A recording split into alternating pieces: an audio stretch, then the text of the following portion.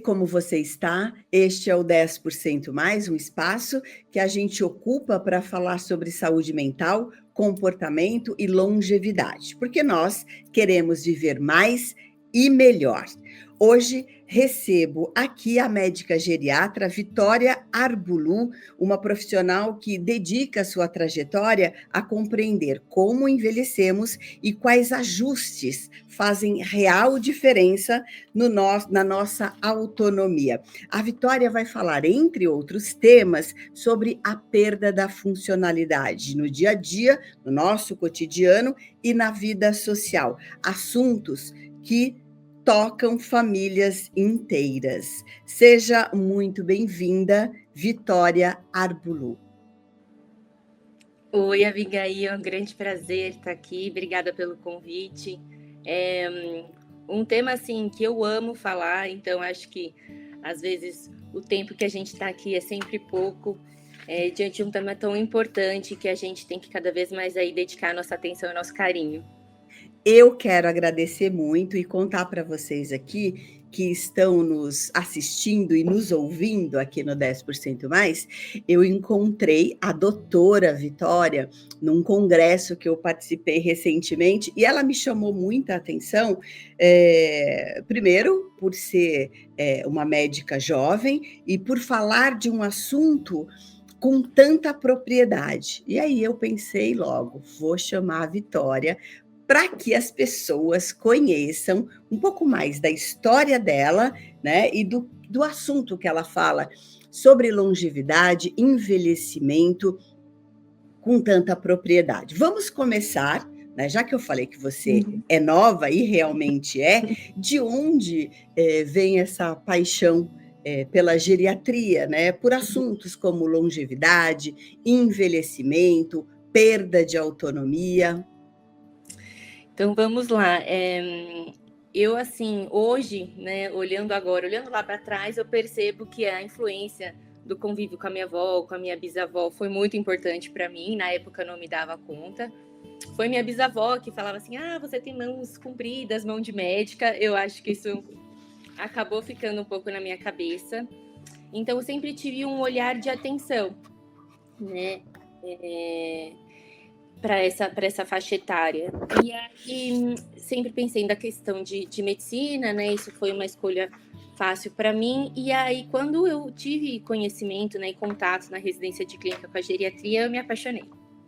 Eu me apaixonei porque eu acho que a geriatria e a gerontologia são áreas da saúde que a gente consegue ter acesso a toda essa visão multidimensional do idoso, né? A toda essa riqueza social, cultural, biopsicossocial, né? De maneira geral. Então, a gente consegue abordar não só o tema da doença em si, mas quem a pessoa é, toda a biografia, a história, o que realmente importa para ela, que não é um problema de saúde, às vezes é um coração angustiado, né? Então, poder ouvir, né, ser toda ouvidos para todas as queixas de um paciente que não, de repente, ligado só à sua saúde ou a um tipo de exame, para mim é muito recompensador, assim, é muito gratificante. E aí acabei fazendo a geriatria, né, na Escola Paulista de Medicina, me especializei e fui me especializando, assim, dentro dos nossos ambulatórios, em um ambulatório de mais promoção à saúde. Né, que o foco mesmo é mudança do estilo de vida, é atividade física regular, e a gente vê isso de maneira drástica como muda o cenário, né, no nosso estilo de vida. Então foi a paixão à primeira vista mesmo. E vai ser muito importante, então, para a gente saber, né? Quando nós falamos em longevidade, Vitória, ouvimos muito, né? Viver mais e melhor. Na sua prática clínica, o que mais ameaça essa combinação? Viver mais e melhor. Viver mais a gente está vivendo, né? Isso independente da gente querer ou não, né? Às vezes eu comento muito com meus pacientes que a expectativa de vida vem aumentando independente da nossa opinião, independente da nossa vontade. Então, nós vamos viver mais. Então, a grande questão mesmo é como, né, a gente vive e o que impacta nisso, né? Então, a gente tem alterações do envelhecimento que são previstas, que são esperadas, que fazem parte da senescência, né? Que é o envelhecimento natural, o envelhecimento esperado. Isso merece atenção, né? Pode deixar um pouquinho as coisas um pouco mais complicadas. Então, não é que piora o nosso condicionamento, mas exige mais atenção, mais cuidado com isso.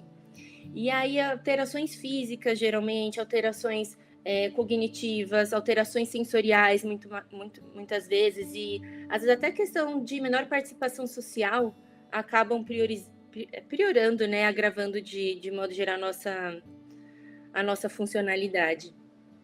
Em que momento da vida, Vitória, o declínio funcional, ele costuma dar sinais mesmo antes de ser perceptível, para a pessoa, para o idoso e para quem cuida desse idoso?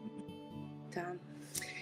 Se a gente for pensar assim, como a minha paixão, né, e é o que eu faço no meu dia a dia, é o envelhecimento saudável, eu vou até dar um passo para trás, porque se a gente for pensar em envelhecimento saudável, a gente tem que falar até da pediatria, né? A gente tem que falar de um estilo de vida saudável.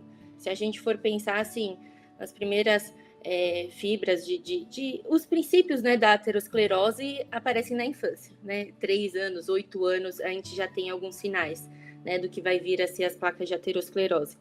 Então, um estilo de vida, assim, desde a infância a gente tem que prestar atenção nisso. Assim, o pico da idade adulta, a partir dos 30 anos, a gente geralmente é o nosso... É lógico que nosso estilo de vida vai mudar muito desses fatores, mas se a gente não der uma atenção, vai ser o pico da nossa massa muscular, um pico do nosso fortalecimento ósseo, um pico das nossas funções cognitivas em questão de processamento de dados, velocidade de informação, enfim. Então, eu diria que aos 30 anos, se a gente não prestar atenção para o nosso estilo de vida e para a nossa saúde, a gente começa a ter um declínio.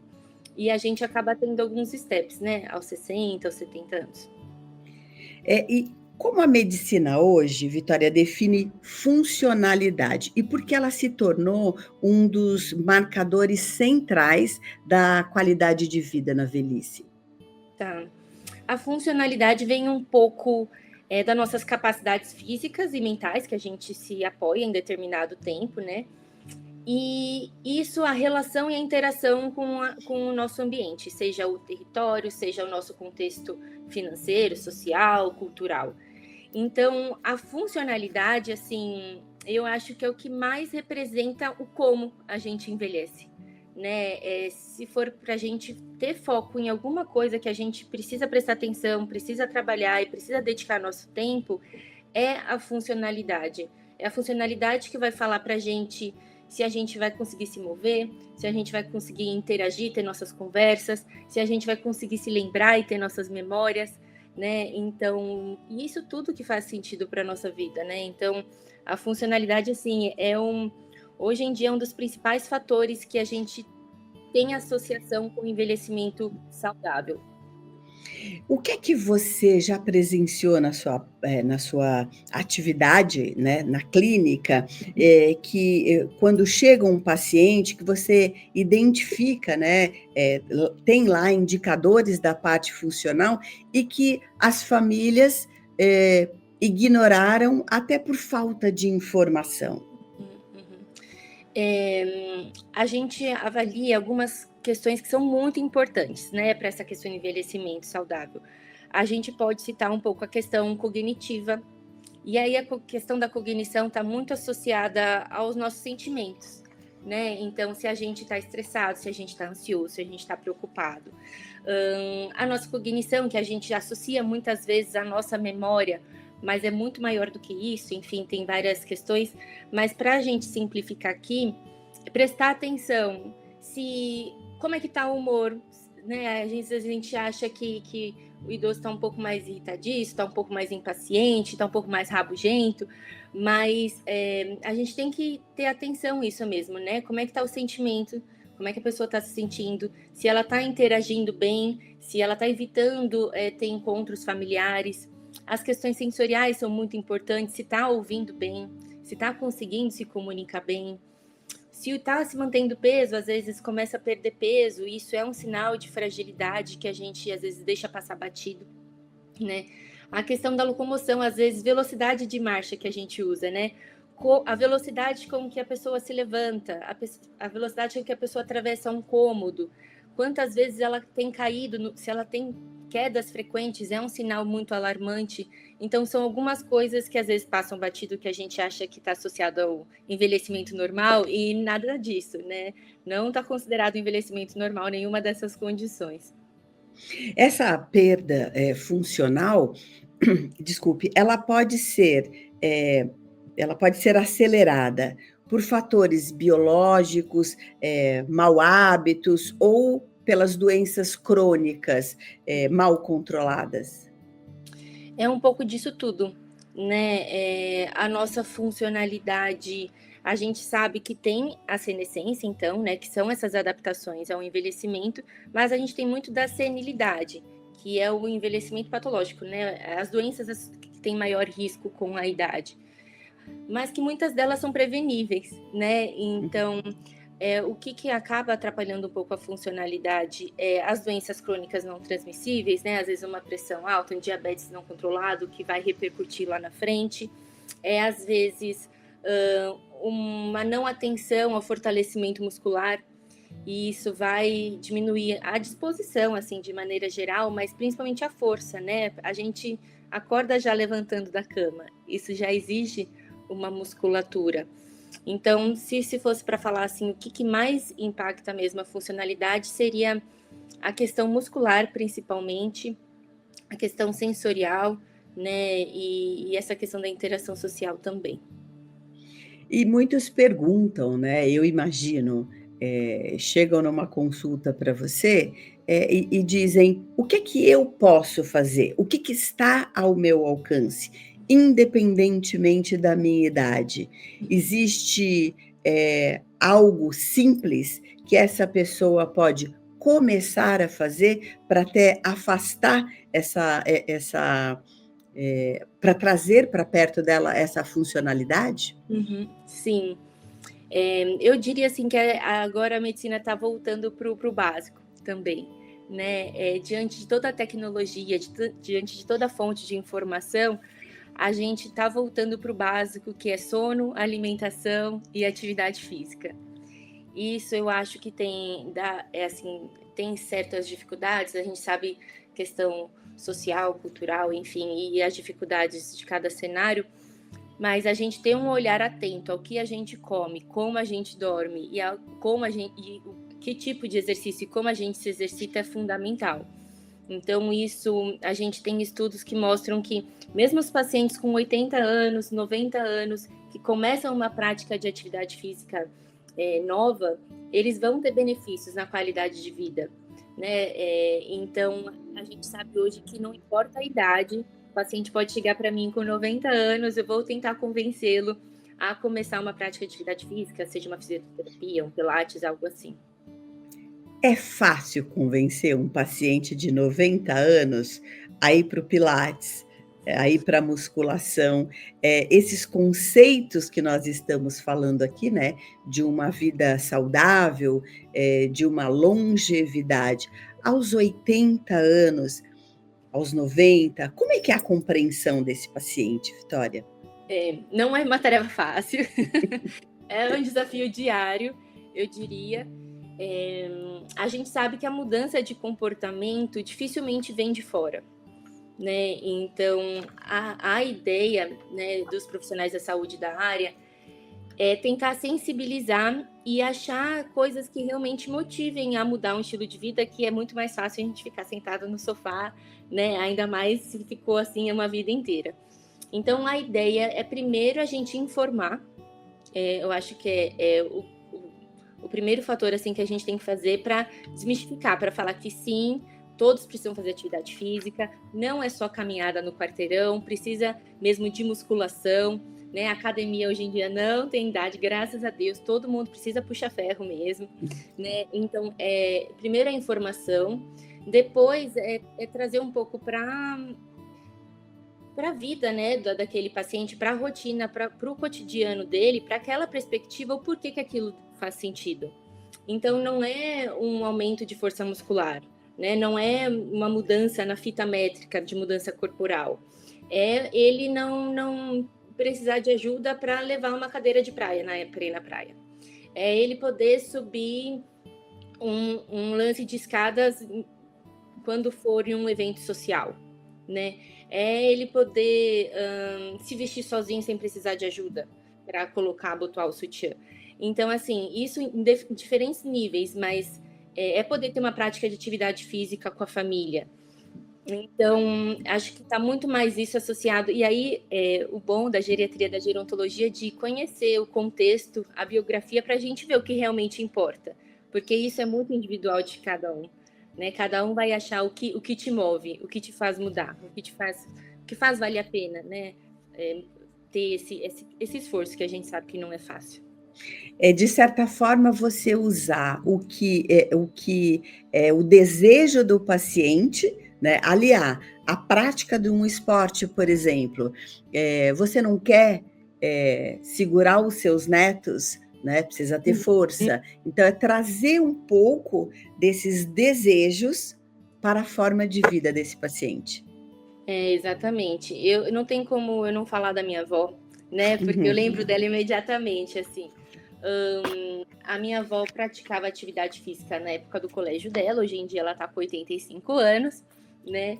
E em toda a minha formação, vendo o sentido e a importância da atividade física, eu falei assim, não, vó, você vai ter que fazer alguma atividade, né? Por favor, e encorajando, e falando dos benefícios, informando, informatizando, assim. E aí eu convenci ela aos 84 anos a começar uma atividade física, né? Eu nunca tinha feito, na época do colégio só. E aí ela começou um exercício em grupo, multifuncional, no clube da prefeitura aqui, muito bacana.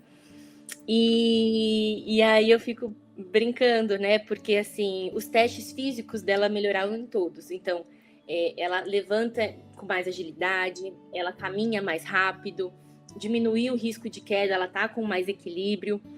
Mas quando a gente vê isso nos números, né? Nas nossas medições médicas, geriátricas, gerontológicas. Quando a gente fala com ela, a única coisa que ela fala é que tá conseguindo brincar com os bisnetos no chão e levantar sozinha.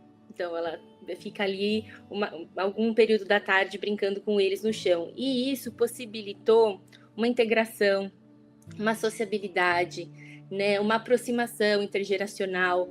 Então, assim, benefícios muito além da atividade física que a gente já sabe que tem em todos os órgãos, né, do nosso corpo humano.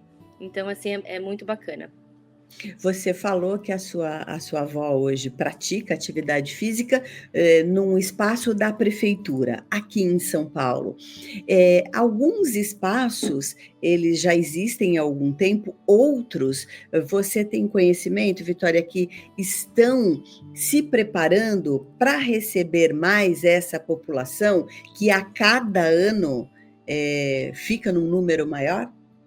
Sim, isso tudo é uma preocupação populacional, né? Uma questão de saúde pública, a gente fala, porque o envelhecimento só não é aqui no Brasil, é uma tendência mundial e que vai se intensificar. Então, isso é uma questão de saúde pública. A gente se adaptar a essa nova conformação social e poder, da melhor forma, incentivar esse estilo de vida mais saudável, com mais autonomia e funcionalidade. Então, hoje em dia, os parques já têm aquelas áreas de atividade física públicas, tá se formando também academias, às vezes voltadas para a terceira idade, e também tem algumas iniciativas públicas, tanto em questões de prefeitura, quanto atividades também no Sistema Único de Saúde, no SUS e nas UBSs, assim também, para a gente promover um estilo de vida mais saudável, para a gente se mover. Né? E tem também até algumas iniciativas que avaliam incentivos de pagar parcelas assim da mensalidade das academias para quem não tiver uma condição financeira viável, enfim, para estimular esse tipo de atividade. Não que essa orientação, seja só responsabilidade do profissional da saúde, mas você entende, por exemplo, nos consultórios, eu imagino, né, até por experiência, própria, com a minha mãe e com algumas pessoas que eu conheço, que a voz do médico, eh, ela exerce até uma autoridade, né, no explicar e no você tem que fazer isso, né, no sentido de melhorar a sua saúde, você entende que muitas vezes o médico exerce uma função, digamos, privilegiada ao falar com o idoso, do que o cuidador, do que o familiar, a filha que está ali o tempo todo com a mãe? Sim, sim, a gente carrega essa responsabilidade e eu trabalho muito para a divulgação desse conhecimento, para que a gente arque conforme essa responsabilidade e favoreça a saúde no seu melhor sentido, né? Então, quando eu digo que informar é o primeiro passo, porque muitas vezes aquele paciente está achando que a caminhada no bairro já é uma atividade física, que ao ir no mercado a pé já é uma atividade física, né? Que ao ser ativo e não parar para lá para cá, que hoje em dia todo mundo é assim, isso já é ser Exato. ativo. E realmente já é ser ativo. Mas a gente tem que informar que quantos mais passos no dia, melhor proteção cardiovascular, né? Que se a gente usar equipamentos para quantificar os passos, que 10 mil passos é muito melhor que 7 mil passos, que é muito melhor do que 2 mil passos. A gente tem que passar essa informação. A gente tem que passar a informação que o período o tempo de sedentarismo, né? O tempo sentado compromete muito a nossa saúde. Então, que às vezes levantar para ir no banheiro, levantar para beber uma água, vai fazer muita diferença no final das contas. Não é só ir 1 hora na academia no dia, é você diminuir o tempo sentado. Então, eu acho que a gente tem que trazer essas informações, principalmente, eu acho que desmistificar o exercício resistido. A gente vê muito essa questão, faz caminhada, é ativa e fica por aí. E aí, diante, né, de síndrome de fragilidade, sarcopenia, que são grandes questões que a gente lida na geriatria e na gerontologia, fazer musculação, né, seja no pilates, seja na academia, seja num funcional, mas assim, a questão de fortalecimento muscular é essencial, é inegociável e é insubstituível, né, assim, então essa é uma grande luta. Você falou, Vitória, na sarcopenia, né? E a sarcopenia ela vem sendo chamada de a grande epidemia silenciosa da velhice, né? Como é que a gente pode identificar e o que realmente funciona para tratar? Antes, eu queria que você explicasse, né, para a gente aqui o que é a sarcopenia. Tá. Sarcopenia hoje já tem até CID, já é considerado uma doença. É uma condição que a gente tem por uma série de fatores e aí uma cadeia bem complexa, um grau de comprometimento muscular. Esse grau de comprometimento muscular pode ser no nível de massa muscular, de quantidade de músculo, pode ser no nível de força, né, de potência desse músculo e pode ser no nível de desempenho. Então, tem várias formas a gente avaliar a questão da musculatura, mas de maneira geral, para a gente entender, é uma doença que afeta o músculo, que gera, o que importa para a gente é que gera assim, um impacto na força e na funcionalidade e acaba dificultando questões básicas, né, do autocuidado, como caminhar, levantar, seja da cama, do banheiro, enfim, seja a velocidade com que a gente caminha, seja o risco de queda, seja muita associação com osteoporose, né? Porque a gente sabe hoje em dia que a saúde, o binômio músculo e osso está muito integrado. Quando o músculo está fraco, pode dar uma olhada no osso, que é grande chance dele estar fraco e vice-versa. Então, e vem sendo muito discutido justamente por isso, porque o maior impacto da sarcopenia é piorar a funcionalidade e isso piorar a autonomia e aumentar a dependência, no caso. E existe, Vitória, mesmo para essa pessoa, né, que foi sedentária, praticamente a vida toda, existe um ganho, né, com o início da atividade física, essa musculatura, ela vai aparecer, no sentido de proteger, esses ossos? Sim, sim. Então a gente sabe, hoje em dia tem muitos estudos na área do desenvolvimento mesmo do tratamento para sarcopenia. A gente sabe que a base mesmo é a questão da atividade física resistida e a alimentação, e aí uma alimentação principalmente hiperproteica. Por isso que a gente chama tanta atenção a questão da proteína, e aí falando não só da proteína animal, mas a proteína vegetal também, que muitas vezes passa batido, né? E a atividade física resistida como tratamento principal. Então, a sarcopenia tem tratamento, tem como a gente melhorar o desempenho, tem como a gente aumentar a massa muscular e principalmente aí que é o que importa para a gente, né? Melhorar a qualidade de vida, melhorar a funcionalidade. Isso em qualquer idade. Então, às vezes, mesmo que a gente vê um paciente numa condição mais fragilizada, mais longevo, enfim, ele vai ter benefícios mesmo de uma fisioterapia, de uma dieta hiperproteica, no caso, às vezes hipercalórica também, vai ter benefício, isso é uma certeza. Outro dia na academia, eu presenciei um senhor e ele devia estar perto dos seus 90 anos, e ele era assistido na atividade, né, com um peso, então ele estava com peso de 2 quilos, e aí ele olhou para o lado e viu um garoto, né, erguendo aquela quantidade. E aí ele olhou para o professor ao lado dele e falou: e você acha que eu vou chegar a algum lugar com esses 4 quilos, né? E eu presenciei assim, o esforço dele em dar ali uma educação mesmo do que ele estava fazendo, né?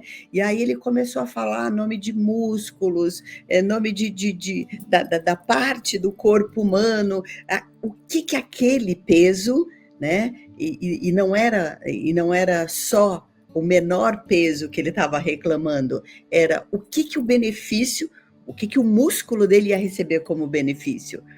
E me parece também que eles aceitam, Vitória, e eu quero te ouvir sobre isso, quando há uma explicação, e principalmente quando ele percebe que ele vai ter um ganho. Sim, isso é muito comum. Assim, eu acho que a nossa sociedade, às vezes a gente tá com tantos assim distúrbios também emocionais e associado à nossa saúde mental, porque a gente se compara demais, né? Então, sempre ao comparar com o outro, com a vivência do outro, com a história, com a biografia, com a epigenética, com a genética do outro, a tendência é levar a frustração muito grande, até porque a gente nunca está no lugar do outro, a gente acaba vendo, né, com as nossas lentes. Eu falo isso porque, assim, eu acho que a comparação faz mal em qualquer cenário e muitas vezes nessa questão, assim, né, de maneira tão drástica com relação ao desempenho na atividade física, por exemplo. A ideia é sempre a gente se comparar com a gente mesmo. Né? Porque eu acho que é isso, a gente saber aonde a gente quer chegar, a gente se comparar ao crescimento que a gente teve, não só do ponto de vista funcional, mas isso vale para tudo. Né? E aí essa questão seria tanto para ele no sentido ali, pensando se eu fosse o personal, né? Tanto, e eu também no consultório, tanto de sinalizar o quanto que às vezes ele não conseguia pegar 2 quilos, né? Às vezes o primeiro movimento era até sem elevação de peso nenhum, então o quanto que ele evoluiu. E do ponto de vista prático, às vezes conseguir carregar uma sacola do mercado sem ajuda, né? Isso permite ele ir no mercado sozinho e não precisar chamar o filho toda vez para ir no mercado fazer as compras. Isso permite ele comprar alguma coisa de agrado dele sozinho, né? Ter um dia de lazer. Então, assim, às vezes as implicações que isso causa não são tão quantificáveis e tão métricas quanto o peso da academia. Né? Às vezes a musculação para dar um conforto, uma musculatura de core, para não ter mais uma lombalgia, né? Para conseguir ficar de pé na missa do batizado da família. São coisas realmente que a gente difícil mensurar, né? Mas que é isso que faz sentido. Vitória, você tocou num ponto, né? o da comparação, que cabe para qualquer idade, porque a maioria pode até imaginar, você chegou aos 80, aos 85, vai se comparar com quem? Visto, né, toda a sua bagagem, a sua trajetória, mas não, existe a comparação, né? E veja que isso está quase, está vivo, está se comparando, né? Está vivendo, eu estou olhando como o outro está fazendo. Como é que é isso no idoso? Como é que você percebe isso na sua prática clínica? É muito comum, né? Eu acho que isso é uma característica dos seres humanos, então todos acabamos em maior ou menor nível se comparando. A questão da idade deixa para mim tudo mais drástico ainda, porque o que a gente tem hoje em dia é quanto o envelhecimento é individual, né? O quanto que o processo do envelhecimento e tudo que isso implica é muito individual, não dá para a gente generalizar, né? A gente tem pacientes acamados de 60 anos e pacientes que estão escalando montanhas de 60 anos, né? Hoje em dia o que a gente sabe é que muito mais do que um número, do que a idade, o que determina como a gente vive é o nosso estilo de vida, as nossas escolhas, né? E nossa atenção com a própria saúde. Então é muito curioso quando a gente se compara e meus pacientes às vezes falam, os pacientes da minha idade. Eu falo, pode parar, porque a idade cada vez quer dizer menos coisa, né? Quem tá reinando agora, assim, para determinar é a funcionalidade mesmo. Então, eu logo desestimulo essa questão de comparação, assim como eu desestimulo qualquer estereótipo que venha a partir da idade. Eu quero saber o nome daquela pessoa, eu quero saber quem ela é, o que ela gosta de fazer, o que motiva ela, e não a idade. A idade acaba vindo, por incrível que pareça, cada vez mais como um detalhe.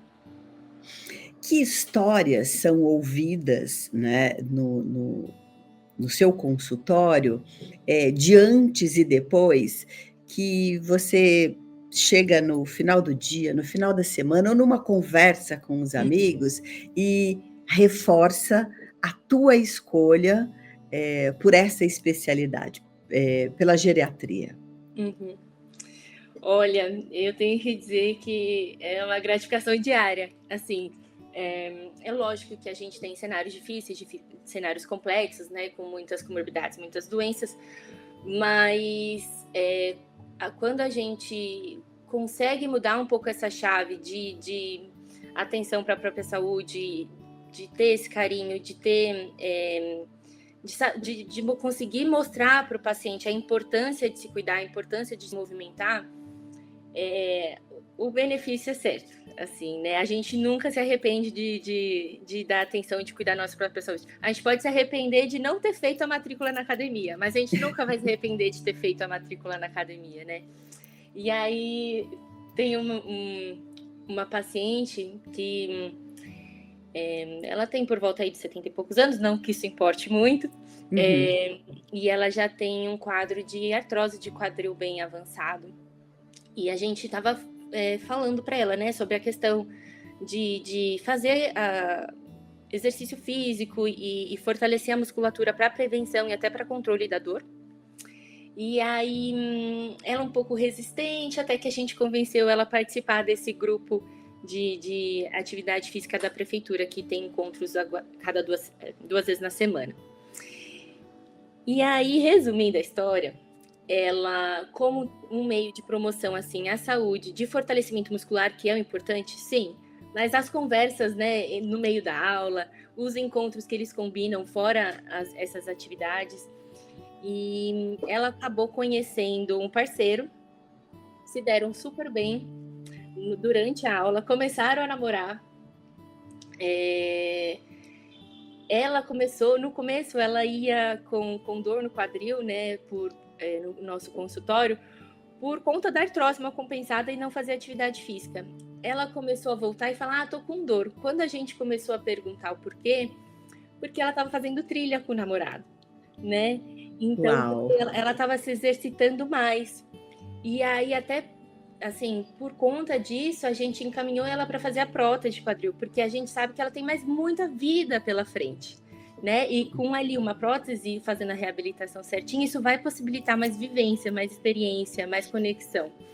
Então, de uma dor, quando ela sentia assim em casa, sozinha, por não fazer atividade física, começou uma dor e animada para colocar uma prótese, de uma dor depois de fazer uma trilha com o namorado. Então, assim, esse é bem... Que história maravilhosa, né? Se você pudesse sintetizar, né, um mínimo essencial para chegar aos 80 com boa funcionalidade, o que entraria nessa lista? Com certeza, se for para falar uma, é atividade física. E aí, atividade física aeróbica e resistida, com certeza. Então, não só a caminhada, não só o tipo de atividade física que faz a gente ficar ofegante, mas, assim, musculação. A sua musculatura precisa estar sendo forçada. Então, eu falaria musculação. Se fosse para falar uma, eu falaria musculação. Mas, assim, a gente é o que a gente come, né? Cada vez mais com a nossa saúde. A gente tem muitos estudos sobre a nossa flora intestinal, sobre a nossa epigenética. A gente é o que a gente come. Então, atenção ao que a gente for comer, né? Mais feiras, menos mercado, mais descascado que desembrulhar. Todas essas frases fazem muito sentido. E aí, principalmente na fonte proteica, não só animal, mas vegetal também. Eu acho que se fosse para falar alguma coisa, esses dois. Mas hoje em dia não tem como deixar também de lado nosso gerenciamento de estresse e nossa saúde emocional. Então, ter formas no nosso dia a dia de gerenciar o estresse, formas de relaxamento, hobbies, coisas que a gente faz para nós mesmos, né? Por necessidade, mas por prazer, é muito bem-vindo. Quando você diz assim, gerenciar o estresse, algumas pessoas podem pensar, e como dizem, né, até, nossa, mas eu vi um senhor no supermercado, ele estava com tanta pressa para passar as coisas na esteira, ele estava tão nervoso, nossa, mas o que ele faz com o tempo todo dele, né? A pergunta é, a pessoa aos 80, 90 anos, ela chega a ser estressada? Sim, demais. Demais. Hoje o Brasil vive um boom, né, de transtornos aí de humor, em questões de saúde mental, como país mais ansioso do mundo, um dos primeiros em depressão, burnout nem se fala. E isso acaba abrigando todas as idades, mas também a população, né, dos 60 a mais. Então, assim, é muita mudança, né?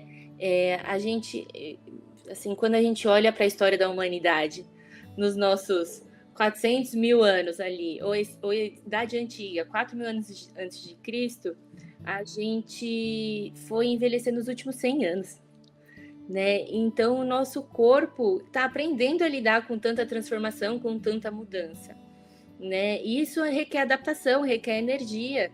A gente precisa se reinventar e se adaptar todo dia, socialmente, como a gente se comunica, como a gente exerce nossas coisas, os cuidados, enfim.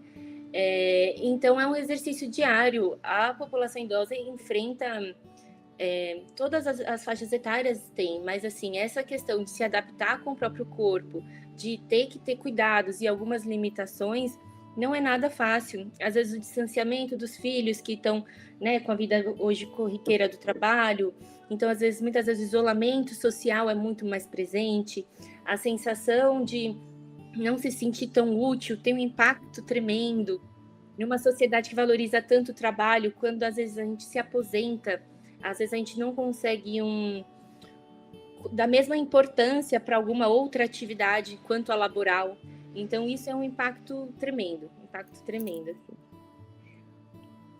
A gente está chegando ao final da nossa conversa, mas eu ainda tenho uma pergunta para você antes de pedir a sua reflexão final, a sua dica.